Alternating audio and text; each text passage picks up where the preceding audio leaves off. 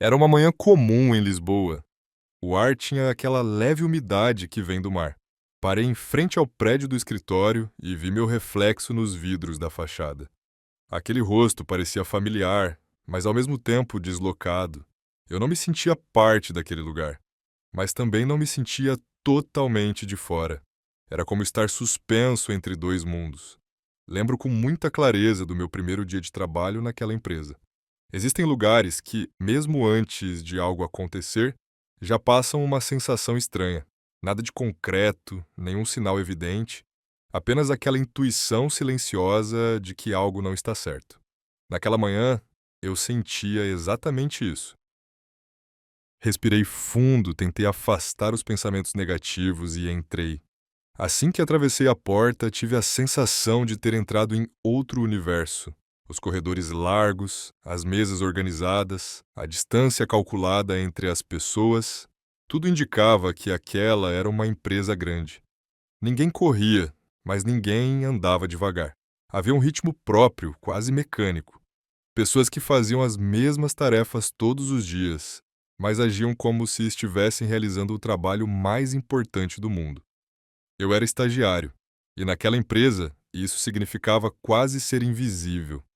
Enquanto o computador ligava, observei as pessoas ao redor. Bastava prestar um pouco de atenção na linguagem corporal, nos olhares, na forma como conversavam. Rapidamente dava para perceber quem mandava, quem concordava com tudo e quem apenas fingia estar confortável. O primeiro nome que chamou minha atenção foi Ricardo Moreira. Eu ainda não o conhecia pessoalmente, mas ele parecia estar em todos os lugares. Quando as pessoas falavam dele, a voz mudava. Quando conversavam com ele, o tom ficava mais leve. Havia intimidade, havia brincadeiras. Pensei comigo mesmo: esse cara deve ser muito querido por aqui. Naquele momento, jamais imaginei que isso se tornaria um problema. Quando encontrei Ricardo pela primeira vez por volta do meio-dia, entendi imediatamente por que todos gostavam dele. Existem pessoas que aliviam o ambiente apenas com a presença. Não levantam a voz, não criam tensão, não fazem julgamentos visíveis. Ricardo era exatamente assim. Ele caminhava pelos corredores fazendo contato visual com todos, mas nada era aleatório. Sabia quando sorrir, quando tocar de leve no ombro de alguém, quando apenas acenar com a cabeça. Ao me ver, parou e sorriu. Seu nome é Lucas, certo? Fiquei surpreso. Era a minha primeira semana. Em seguida, ele completou: Você é o estagiário, não é? Naquela empresa, ser estagiário não significava muita coisa, mas Ricardo me fez sentir que significava. Ou pelo menos parecia. Na minha primeira reunião, ele estava na ponta da mesa. O clima era leve. Ninguém parecia tenso. Diferente de outros lugares, ali não havia medo de errar, mas também não havia um esforço real para acertar. Conforme a reunião avançava, alguns números começaram a me incomodar. Tabelas que não fechavam, gráficos que não conversavam entre si. Algo estava errado, mas ninguém dizia nada. Todos concordavam com o que Ricardo falava. Não parecia uma reunião sobre decisões. Parecia uma reunião sobre manter a harmonia. Cheguei a levantar a mão para falar, mas uma voz dentro de mim disse: É sua primeira semana, ainda não é o momento. Naquele instante, percebi algo importante. Ricardo era querido porque não incomodava ninguém. Ele não pressionava, não confrontava, não exigia. E um gerente que não incomoda pode parecer, à primeira vista, um ótimo líder. Mas e se alguns problemas só puderem ser resolvidos quando alguém se dispõe a incomodar? Com o passar dos dias, aquelas pequenas inconsistências deixaram de parecer detalhes isolados. Quanto mais arquivos eu analisava, mais aquele incômodo crescia. Às vezes eu me perguntava se não estava exagerando. Afinal, problemas acontecem em qualquer empresa, mas essa dúvida nunca durava muito. Havia pagamentos adiados, números arredondados demais, decisões resolvidas com soluções provisórias. Nada era grave o suficiente para causar pânico, mas tudo era grave demais para ser ignorado. Durante o horário de almoço, aproveitei um raro momento de silêncio no escritório. A porta da sala do Ricardo estava entreaberta. Fiquei alguns segundos parado, indeciso. Meu coração batia forte. Quem daria crédito à palavra de um estagiário? Mesmo assim, bati a porta. Ricardo estava diante do computador, com a expressão calma de sempre. Fui direto ao ponto, expliquei os números com cuidado, sem termos técnicos desnecessários. Ele ouviu atentamente. Depois, recostou-se na cadeira, sorriu levemente e disse: "Você percebeu bem, Lucas, mas agora não é o momento." Na prática, agora não, soava muito parecido com nunca. Quando saí da sala, senti um vazio difícil de explicar. Em um escritório cheio de gente, eu nunca tinha me sentido tão sozinho. Dizer a verdade e ficar isolado é mais difícil do que fazer parte de um erro coletivo? Depois daquela conversa com Ricardo, algo mudou no escritório. Não foi uma mudança visível, anunciada ou declarada. Ninguém me chamou para dizer que eu havia ultrapassado um limite. Ninguém me advertiu formalmente. Mas eu sentia isso no ar, nos corredores, nos olhares que agora desviavam mais rápido do que antes. Nas reuniões, percebi que as pessoas já não sustentavam o olhar comigo. Quando falava, mesmo que fosse algo simples, alguém imediatamente mudava de assunto ou retomava o ponto anterior, como se minha intervenção não tivesse existido. Não era hostilidade direta, era algo mais sofisticado, algo silencioso. Passei a ser incluído em menos conversas informais. As piadas no café continuavam, mas quase sempre cessavam quando eu me aproximava. Não era porque eu era desagradável, era porque eu representava um desconforto, um lembrete de algo que ninguém queria enfrentar. Os e-mails começaram a chegar incompletos. Às vezes eu via respostas encadeadas sem o meu nome, mesmo quando eu fazia parte do assunto. Em outras ocasiões, eu era incluído, mas as decisões já estavam tomadas antes da mensagem chegar até mim. Era uma exclusão sutil, quase educada. Foi nesse clima que Maria se aproximou de mim pela primeira vez de verdade. Ela trabalhava ali há muitos anos, conhecia os processos, os números, as falhas. Todos diziam que Maria sabia como as coisas funcionavam. Com o tempo, percebi que essa frase tinha um significado oculto. Ela sabia demais, mas falava de menos. Naquele dia, ela se inclinou levemente sobre a minha mesa e falou baixo, quase como um aviso. Aqui, a verdade costuma ter um preço alto. Olhei para ela com atenção. Seus olhos estavam cansados. Não era apenas cansaço físico. Era o desgaste de quem já tinha tentado, em algum momento, fazer a coisa certa e desistiu no meio do caminho. Perguntei se outras pessoas já tinham questionado os números antes de mim. Maria respirou fundo, olhou ao redor para garantir que ninguém estava ouvindo e respondeu. Já, algumas falaram, outras insinuaram, mas todas, em algum momento, pararam. Foram demitidas? Perguntei. Ela balançou a cabeça. Não, isso seria simples demais. Elas ficaram, só aprenderam a se calar. Aquela resposta me atingiu mais do que qualquer ameaça direta. Não era um ambiente que punia quem falava.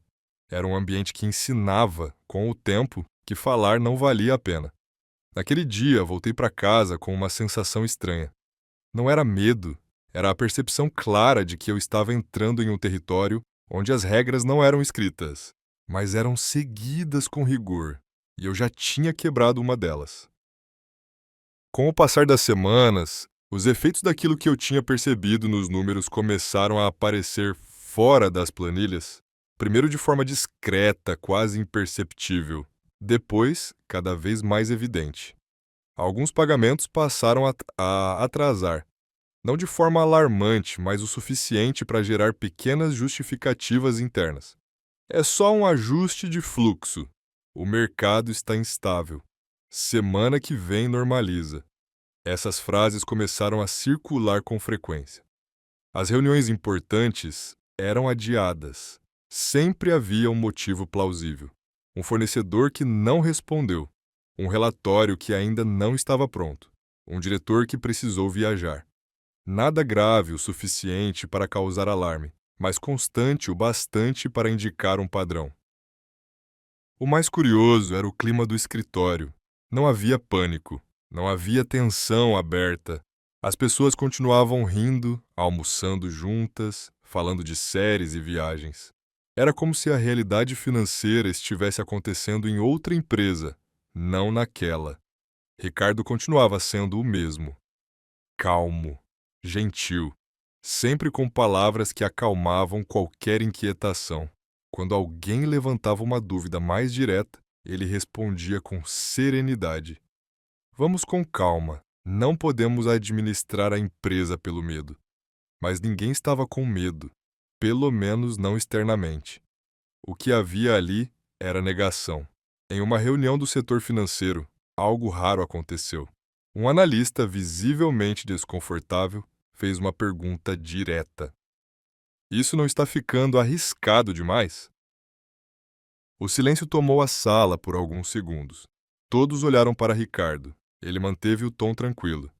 Arriscado é tomar decisões precipitadas. Nosso maior ativo aqui é a estabilidade emocional da equipe. Ninguém contestou. A reunião seguiu. Foi ali que percebi algo importante.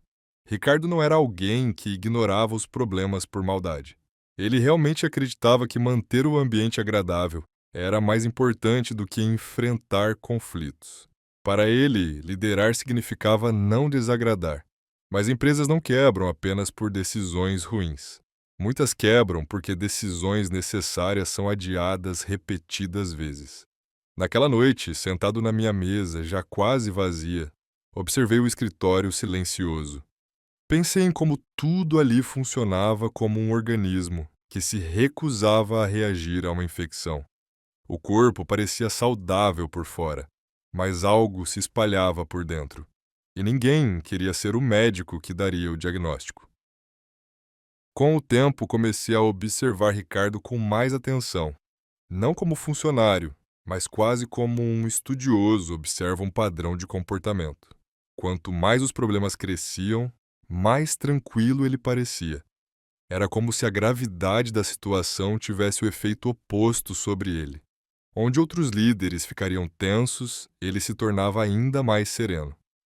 Quando uma decisão difícil surgia, ele a repassava, delegava, criava comitês, marcava novas reuniões. Sempre havia um próximo passo que, na prática, não resolvia nada. Quando um problema chegava à sua mesa, ele não o enfrentava diretamente. Preferia suavizar, ajustar, minimizar. Era como se ele acreditasse que, ao reduzir o tom do problema, o problema em si diminuiria. Um dia foi convocada uma reunião que, internamente, todos chamavam de reunião de crise. Pela primeira vez, vi as pessoas entrarem na sala com expressão séria, arquivos abertos, perguntas prontas. Ricardo encurtou a reunião em menos da metade do tempo previsto. Não podemos perder o ânimo agora, disse ele. O que mais precisamos é de positividade. Saí da sala com um peso no peito. Pela primeira vez, formulei claramente um pensamento que até então estava difuso. Boas intenções não substituem decisões corretas. Naquela tarde, observei Mariana à distância. Ela percebeu meu olhar e desviou rapidamente. Ninguém queria ser visto como alguém que confrontava Ricardo. Ele era amigo de todos, e naquela empresa, a amizade valia mais do que responsabilidade. Ao sair do prédio, caminhei pelas ruas de Lisboa sem prestar atenção no caminho. A cidade seguia seu ritmo normal. Pessoas indo e vindo, vida acontecendo. E eu só conseguia pensar em uma pergunta. Se um líder evita decisões difíceis para não magoar ninguém, isso ainda pode ser chamado de liderança? Essa pergunta começou a me acompanhar todos os dias. E sem que eu soubesse, ela estava prestes a ganhar uma resposta que ninguém no escritório esperava em Surrey. Na segunda-feira seguinte, o escritório estava diferente desde o primeiro passo que dei para dentro. Não era algo que se via facilmente, era algo que se sentia. O som das teclas estava mais baixo, a impressora quase não era usada. As conversas eram curtas, interrompidas com frequência. As pessoas estavam sentadas em seus lugares, mas pareciam ausentes, como se estivessem ali, apenas fisicamente. Liguei o computador e abri minha caixa de e-mails. Havia muitas mensagens, mas nenhuma dizia algo concreto. Eram notificações automáticas, avisos genéricos, comunicados vazios. Faltava o e-mail mais importante da semana, o planejamento semanal. Ele nunca atrasava. Tentei me convencer de que era apenas um atraso técnico, mas no fundo eu sabia que não era isso. Às 11 da manhã, passei em frente à sala do Ricardo. A porta estava fechada. Isso era incomum. Ricardo sempre mantinha a porta aberta. Aquela abertura era parte da imagem dele, acessível, próximo, disponível. Uma porta fechada naquela empresa sempre significava problema. Ao passar pelo corredor, ouvi vozes vindas de dentro. Reconheci a voz de Ricardo. A outra voz era firme, desconhecida, profissional demais para ser de alguém da equipe. Voltei para minha mesa com um nó no estômago. Poucos minutos depois, recebi uma mensagem de Mariana. Hoje não confie em ninguém. Respondi perguntando o que ela queria dizer. Não houve resposta. Perto do meio-dia, um aviso apareceu nos e-mails. Reunião de emergência, presença obrigatória. O escritório inteiro se levantou quase ao mesmo tempo. Ninguém falava. Caminhamos até a sala de reuniões como se fôssemos chamados para ouvir uma sentença. Quando entrei, percebi o clima imediatamente. Ninguém se olhava nos olhos, não havia sorrisos, apenas expectativa e medo contido. Ricardo entrou por último, tentando sorrir, mas aquele sorriso não era espontâneo, era calculado. Ao lado dele estava o homem cuja voz eu tinha ouvido mais cedo. Ele usava um terno impecável, não era de lá. Amigos, começou Ricardo, precisamos conversar. Naquele instante, soube que nada voltaria a ser como antes. A reunião começou exatamente como eu temia. O homem de fora se apresentou como consultor, mas não falava como alguém que vinha ajudar. Falava como alguém que vinha avaliar os danos depois de um acidente. Suas palavras eram frias, medidas, técnicas. Identificamos algumas flutuações financeiras nas últimas semanas.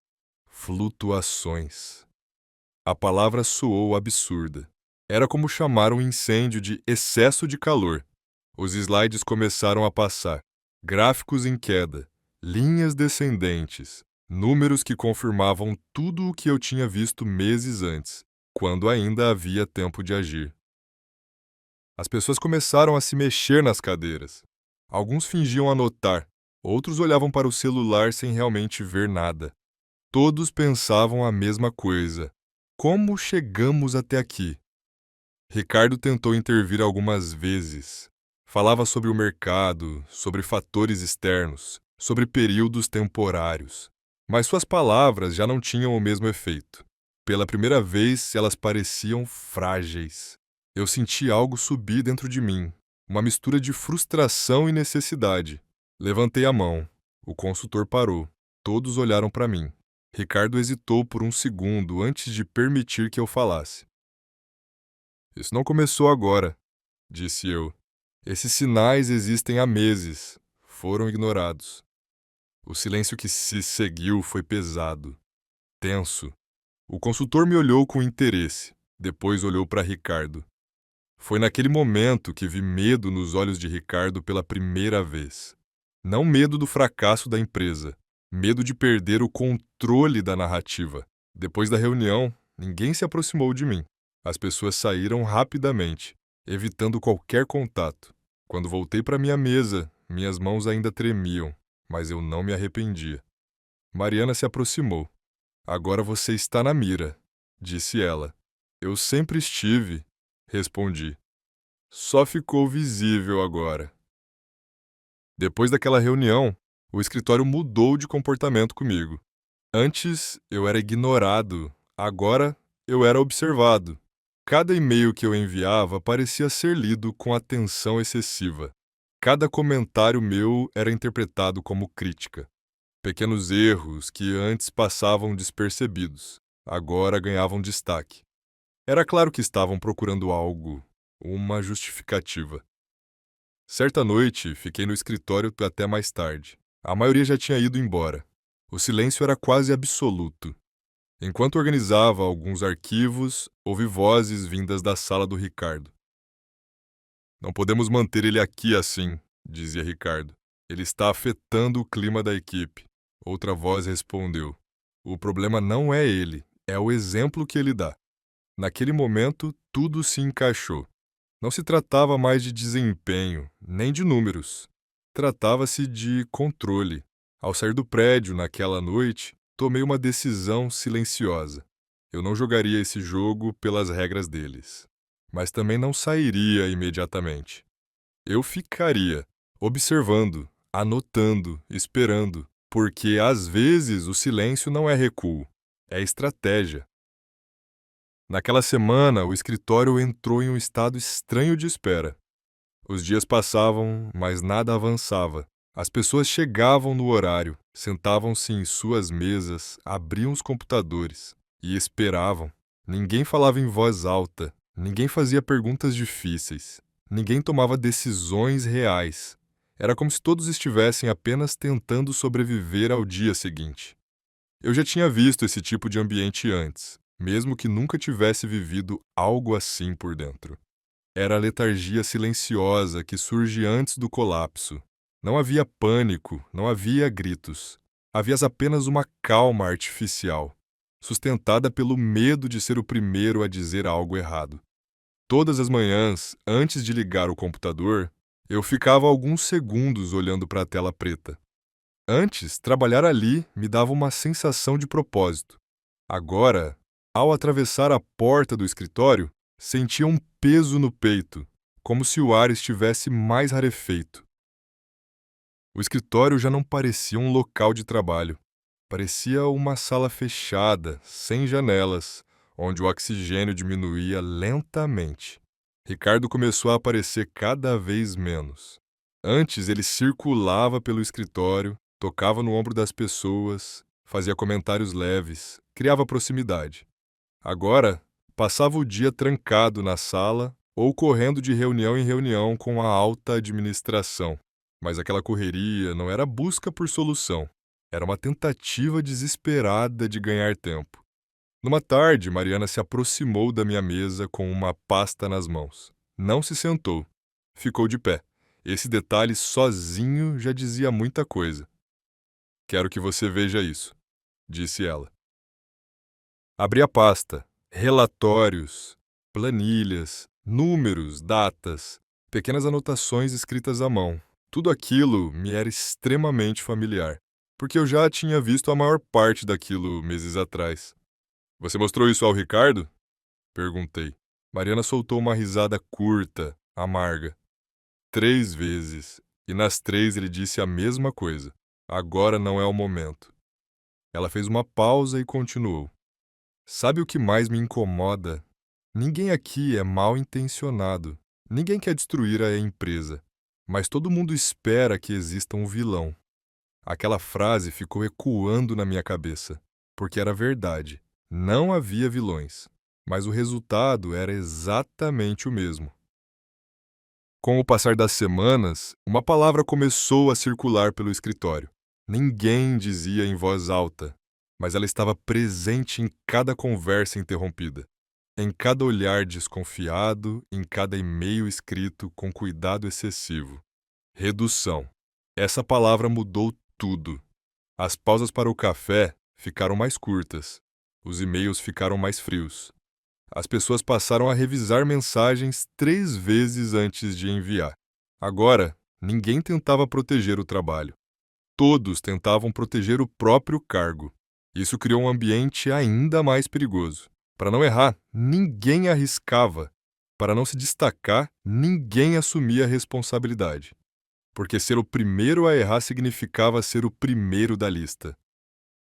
Numa tarde, Ricardo me chamou à sua sala. Era tarde demais para ser um convite casual. Quando entrei, percebi imediatamente que algo havia mudado. A mesa dele estava desorganizada. Antes, Ricardo era meticuloso com aquilo. Vou ser direto com você, disse ele. Existe um mal-estar na equipe. E isso é culpa minha? Perguntei. Ele demorou alguns segundos para responder. Aquela pausa foi mais sincera do que qualquer palavra. Indiretamente, disse. As pessoas são influenciadas pelo que você diz. Tive que me controlar para não sorrir. Eu só digo o que está acontecendo, respondi. Elas já veem isso. Ricardo se recostou na cadeira. Às vezes, dizer tudo não é sinal de boa liderança. Naquele momento, tudo ficou claro entre nós. Ele preferia parecer bom, eu preferia fazer o que era certo. Depois daquela conversa, fui afastado de projetos importantes. Deixei de ser incluído nas decisões. Eu ainda estava no escritório, mas já não fazia parte do jogo. Mas eu não estava mais apenas observando. Eu estava ouvindo, registrando, esperando. Depois de sair da sala do Ricardo, fiquei parado no corredor por alguns minutos. Não conseguia andar. Não sabia exatamente como me sentir. Não era alívio, não era vitória, mas algo havia sido rompido. Um limite invisível tinha sido ultrapassado. Ricardo agora me via como um problema, mas não como alguém a ser confrontado diretamente. Conflitos abertos nunca foram o estilo dele. Ele acreditava que suavizar os problemas era o mesmo que resolvê-los. Mas alguns problemas se multiplicam quando são suavizados. O escritório começou a se dividir de forma silenciosa. Um grupo ainda defendia a liderança tranquila de Ricardo. Outro grupo percebia que algo estava errado, mas não sabia como agir. E havia a maioria, sempre a maioria. Aqueles que preferem não escolher lado nenhum. Eu já não fazia parte do meio. Isso ficou claro durante um almoço. Éramos 6 pessoas à mesa. O assunto era um projeto. Todos falavam. Quando eu tentava comentar algo, o assunto mudava. Não era explícito, era calculado. Naquela manhã, ao entrar no escritório, percebi algo diferente imediatamente. Algumas mesas estavam vazias. Não era horário de reunião. Não era folga. Eram mesas que normalmente estavam ocupadas. Pastas ainda estavam ali. Canecas ainda estavam ali. Mas as pessoas, não. Ninguém fazia perguntas. Porque todos já sabiam a resposta, mesmo sem querer admitir. Nos dias seguintes, o medo ganhou uma forma concreta. Não era mais uma sensação abstrata. As pessoas se assustavam ao abrir a caixa de e-mails. O som do telefone fazia alguns olharem para a tela como se fosse uma sentença. Naquele dia, a alta administração enviou um e-mail curto, direto e frio. À tarde haveria uma reunião de avaliação urgente. Ficava claro quem havia sido chamado e quem não havia. Meu nome estava na lista. Quando entrei na sala de reuniões, percebi que o ambiente já não era o mesmo das reuniões anteriores. Não havia sorrisos, não havia conversas leves antes de começar. As pessoas não estavam ali para se sentir bem. Estavam ali para ouvir algo que, no fundo, já temiam. Ricardo também estava lá, mas não era o Ricardo de antes, ele falava menos. Pensava mais antes de responder. Cada frase parecia calculada, como se estivesse tentando evitar uma armadilha invisível. As perguntas começaram a surgir, e pela primeira vez suas respostas eram longas, mas vazias. Ele falava muito, mas dizia pouco. Isso só o deixava mais exposto. Então o diretor financeiro interveio, abriu os relatórios um por um. Cada página representava uma decisão adiada. Cada gráfico descendente era o reflexo de um "depois a gente vê". O problema aqui não é má intenção, disse ele. O problema é indecisão. A frase não foi dita diretamente a Ricardo, mas todos sabiam para quem era. Ao sair da sala, senti algo inesperado. Calma. Não alegria. Não alívio. Apenas a tranquilidade estranha de quem sabe que o fim já começou. Eu não era mais apenas testemunha. Eu era parte da história. No dia em que a alta administração me chamou novamente, observei meu reflexo no espelho do elevador. Não vi medo, não vi triunfo, vi cansaço. Um cansaço que não vem do corpo, mas da mente. Quando entrei na sala, havia menos pessoas do que antes. Isso tornava tudo mais sério. Não era uma reunião para conversar, era uma reunião para decidir. O diretor financeiro me pediu que me sentasse. Pela primeira vez, não fui tratado como estagiário. Fui tratado como alguém que viu tudo desde o início. Há quanto tempo você acompanha esse processo? Perguntou alguém. Respirei fundo. Desde os relatórios do primeiro trimestre. No começo pareciam pequenos erros, depois viraram padrão. E por que isso não foi reportado oficialmente antes? Todos sabiam a resposta. Mesmo assim, precisavam ouvi-la. Foi reportado. Respondi. Mais de uma vez, verbalmente. O silêncio que se seguiu não foi acusatório. Foi o silêncio da consciência tardia. Tirei meus documentos da mochila, anotações, datas, registros. Não dramatizei, não exagerei, não era necessário. Os números falavam por si. À medida que os documentos eram analisados, os rostos mudavam. Não por surpresa, mas por arrependimento. Alguém finalmente disse: Isso não é um erro individual, é o resultado de um conceito errado de liderança. O nome de Ricardo foi mencionado oficialmente. Foi decidido que ele seria desligado da empresa. O processo começaria imediatamente. Aquela reunião marcou o fim de Ricardo ali. Mas também marcou o momento em que a empresa foi obrigada a olhar para si mesma. Era o último dia de Ricardo na empresa. O prédio estava estranho naquele dia. As pessoas falavam baixo. As portas se fechavam devagar. Era como se todos estivessem tentando apagar o passado em silêncio. Eu o vi no corredor. Ele segurava uma pequena caixa com seus pertences. Não havia raiva em seu rosto, nem surpresa, apenas cansaço. Nos olhamos por alguns segundos. Ele deu um passo em minha direção, depois desistiu. Talvez quisesse falar. Talvez soubesse que já não havia nada a dizer. Ricardo saiu sem despedidas, sem aplausos, sem acusações. Nos meses seguintes, a empresa mudou. Novos gestores chegaram. Decisões difíceis foram tomadas. Projetos foram encerrados. Velhos hábitos desapareceram. Ninguém mais dizia por enquanto está bom assim. Ninguém mais dizia não é o momento. Para mim, tudo também mudou. Deixei de ser visto como estagiário. Minhas ideias passaram a ser ouvidas. Mas mais importante do que isso, ninguém desviava o olhar ao falar comigo. Um dia, alguém me perguntou: Por que você não foi mais duro antes? Pensei por alguns segundos antes de responder. Porque, às vezes, as pessoas só aceitam a verdade quando veem o resultado. Ficar em silêncio nem sempre é fraqueza. Às vezes é estratégia. Às vezes é esperar. Às vezes é deixar que o próprio sistema enfrente seus erros. Essa não foi uma história de vingança. Eu não planejei nada. Não destruí ninguém. Apenas observei, esperei e deixei que as decisões adiadas cobrassem seu preço. E agora te pergunto, se fosse você, preferiria ser amado adiando decisões ou aceitaria não ser amado para fazer o que é certo? Nossa história termina aqui. Espero te ver em outra história de escritório. Até logo. Eu ficaria feliz se você me apoiasse assinando meu canal.